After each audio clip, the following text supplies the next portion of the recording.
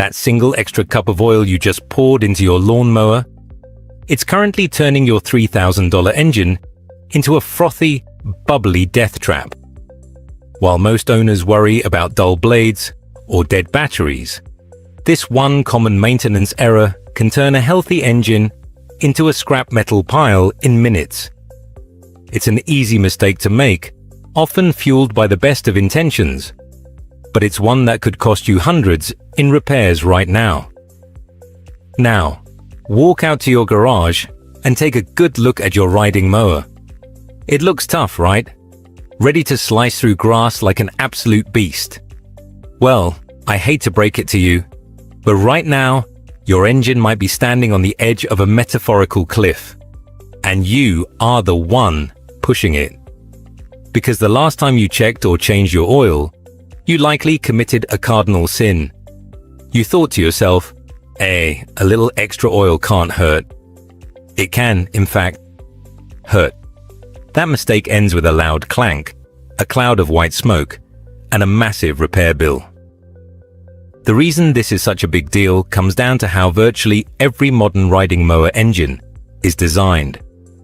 Whether it's a Briggs & Stratton, Kohler, or Kawasaki engine, most are four-stroke engines with a crankcase that stores oil in a sump beneath the crankshaft. That oil isn't just sitting there waiting for an oil change. It's constantly being splashed or pumped onto critical moving parts to create a microscopic film between metal surfaces. Once that lubrication system gets disrupted, wear starts accelerating almost immediately. Today, we are saving your engine from your own good intentions. Here's the exact oil mistake that is quietly choking your mower to death. The brutal science of why it happens, and how to fix it before your next mow. Alright, let's talk about how liquid gold turns into an absolute engine assassin. Most people think engine oil just sits there happily in a little pool at the bottom, minding its own business. In reality, oil has one of the hardest jobs in the entire engine. Every time that crankshaft spins, metal parts are moving against other metal parts thousands of times every minute.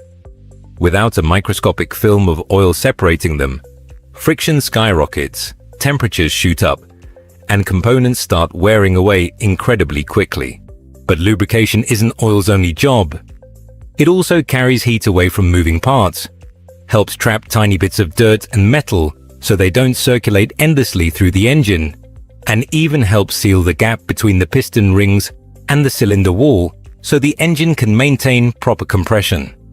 That's why the amount of oil matters, just as much as the quality.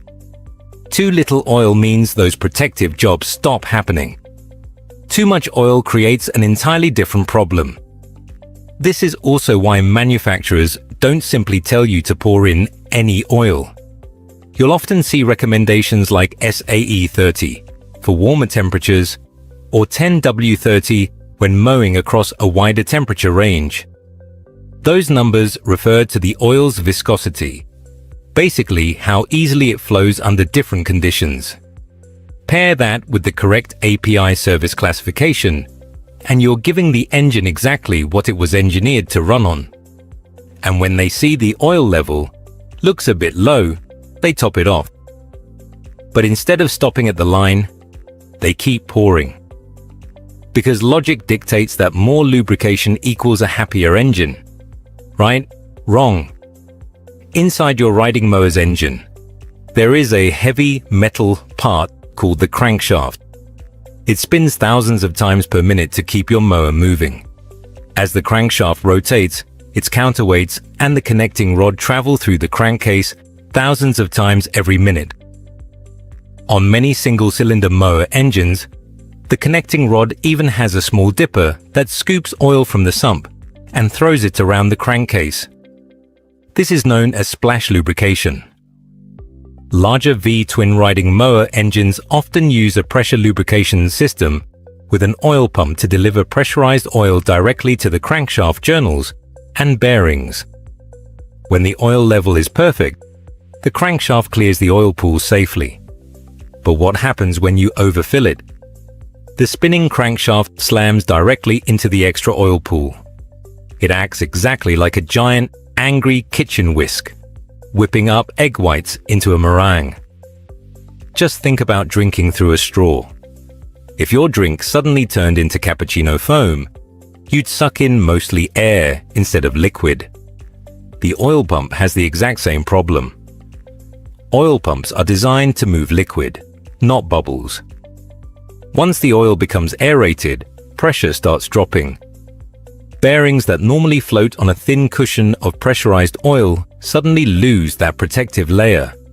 At first, you might not hear anything. Then tiny scratches appear, and bearings begin wearing faster. Temperatures even get hotter. Keep mowing long enough and those tiny scratches can turn into spun bearings, scored cylinder walls, or even catastrophic engine failure. Within a few minutes of mowing your lawn, your smooth protective oil is completely whipped into a frothy, bubbly, milky mousse. And guess what? Oil pumps cannot pump air bubbles. Mechanics call this oil aeration. Instead of supplying a solid stream of lubricant, the oil pump or splash system is now dealing with air-filled foam. That foam collapses under load and can't maintain the oil pressure or lubricating film needed to keep bearing clearances protected.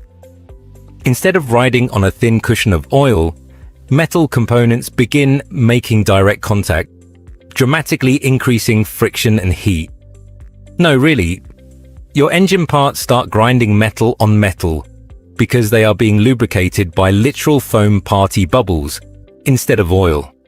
So, how do you know if you've already turned your expensive mower into an expensive blender? Fortunately, your engine will start screaming for help pretty quickly. You just have to know what to look for. Symptom number 1. Your lawn suddenly looks like a 1990s rock concert. If you crank the engine and a massive billowing cloud of thick white or blue smoke erupts from the exhaust, you haven't elected a new pope, nor is it the 4th of July, so keep the celebrations down. That is just the sound of excess oil being violently forced past your piston rings and burning inside the engine combustion chamber. Your mower is literally choking on its own fluids. Normally, the piston's compression rings and oil control ring keep engine oil where it belongs. But excessive crankcase pressure caused by overfilling can overwhelm those seals. Oil slips past the rings and enters the combustion chamber, where it burns alongside the fuel. That's what creates those thick blue-white clouds coming from the exhaust. Symptom number 2. The engine simply refuses to turn over, or it coughs and dies after 10 seconds.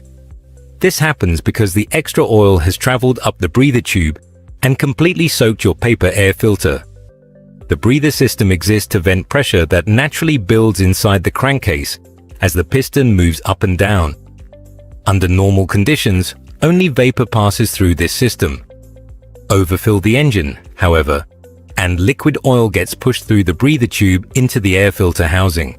Once the paper filter becomes saturated, the airflow into the carburetor drops significantly. The engine starts running rich, sometimes combustion becomes less efficient, and the mower may surge, stumble, or refuse to stay running. An oil-soaked filter is basically a giant gag rag over your engine's mouth. It can't breathe, and if the oil fills the cylinder completely, you hit hydrolock, a fancy mechanical term for your engine is now a very heavy, useless block of metal. Hydrolock happens because air compresses, but liquid doesn't. If enough oil enters the cylinder while the piston is traveling toward top dead center, something has to give. Usually that's the connecting rod, which can bend or snap under enormous force. If you notice your air filter looks like it went swimming in a deep fryer, stop cranking the key immediately. You are one turn away from snapping a connecting rod. Interestingly, running too much oil and running too little oil often produce opposite problems that end in exactly the same place: an expensive repair bill. When the oil level drops below the safe mark, the crankshaft and connecting rod can no longer splash enough oil around the engine. Bearings start starving for lubrication. Friction increases dramatically, and temperatures rise. That's why checking the dipstick before mowing only takes 30 seconds, but can save thousands in repairs. It isn't about obsessing over maintenance, it's about catching a tiny problem before it becomes a catastrophic one. Alright, let's pull your mower back from the brink of disaster. If you check your dipstick and the oil level looks higher than a skyscraper, do not panic. Fixing this is surprisingly simple. Option 1 is the clean and easy route. Steal a turkey baster from your kitchen. Don't rely on guesswork. Every engine has a specified oil capacity listed in the owner's manual, usually somewhere between 1.5 and 2 quarts for many riding mower engines, though it varies by model. Always confirm the level using the dipstick rather than assuming an extra splash won't matter. Stick it straight down the oil-filled tube and suck out the excess oil until the dipstick line behaves itself.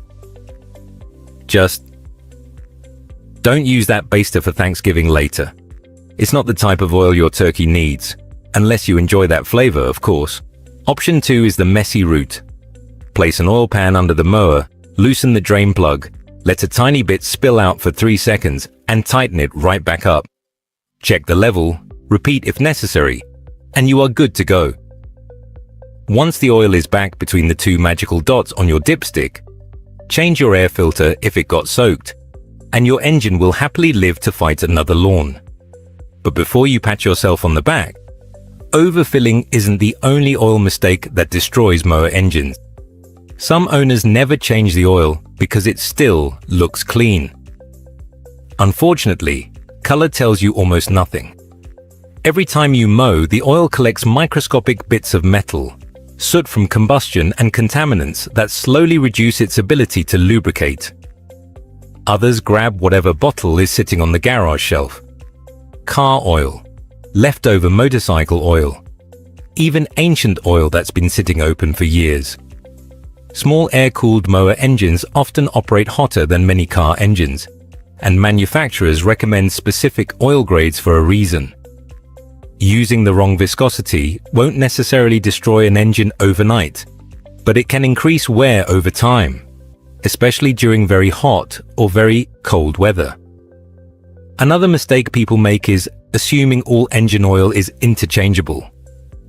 Walk into any auto parts shop and you'll see conventional oil, synthetic blends, and full synthetic oils sitting side by side. That doesn't mean you should grab whichever bottle happens to be on sale. Conventional oil is perfectly suitable for many mower engines when it meets the manufacturer's specification, while synthetic oils generally offer better resistance to heat and oxidation during long mowing sessions.